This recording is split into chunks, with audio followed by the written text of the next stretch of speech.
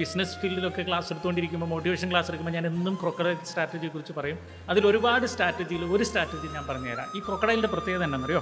ഈ മുതല അല്ലെങ്കിൽ ചീങ്കണ്ണി എന്തെങ്കിലും ഒരു മൃഗത്തെ പിടിച്ച് തിന്നു കഴിഞ്ഞാൽ അതിൻ്റെ പല്ലിൻ്റെ ഇടയിലൊക്കെ ഇതിൻ്റെ മാംസങ്ങളും എല്ലും ഒക്കെ കുടുങ്ങിക്കിടക്കും.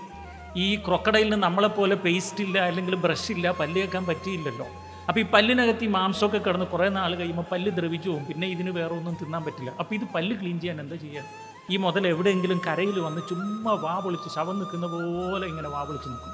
ചിലപ്പം ഈച്ചകളും പാറ്റകളും പല്ലികളും എല്ലാം കയറും. കൂട്ടത്തിൽ പക്ഷികൾ വരെ ഈ വായ്ക്കകത്ത് വന്ന് ഇതിൻ്റെ പല്ലിൻ്റെ ഇടയിൽ കിടക്കുന്ന ഈ മാംസത്തിൻ്റെ അവശിഷ്ടങ്ങൾ കൊത്തി ക്ലീൻ ചെയ്യും. വേണമെങ്കിൽ ഈ മുതലൊക്കെ ആ പക്ഷീനെ അങ്ങ് വിഴുങ്ങാം, പക്ഷെ ചെയ്യില്ല. കാരണം താൻ വിശന്നാൽ പോലും താൻ ചിന്തിക്കുന്നത് എന്നെ ഇപ്പോൾ സഹായിച്ച് എൻ്റെ പല്ല് ക്ലീൻ ചെയ്യുന്നവരാണ് ഇവരെന്നും പറഞ്ഞിട്ട് അവിടെ കാത്തിരിക്കും.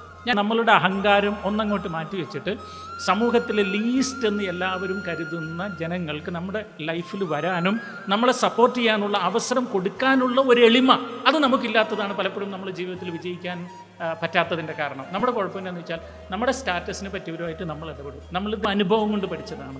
നമ്മൾ ദ ലീസ്റ്റ് എന്ന് എല്ലാവരും വിധി എഴുതുന്ന ഒന്നുമല്ല, അല്ലെങ്കിൽ ഒന്നുമില്ല, ഒന്നുമാകില്ല എന്ന് നമുക്ക് തോന്നുന്ന ജനങ്ങളുണ്ടല്ലോ, അവരാണ് എന്നും ആപത്ത് സമയത്ത് നമ്മളുടെ കൂടെ ഉണ്ടാവുകയുള്ളൂ എന്ന തിരിച്ചറിവാണ്.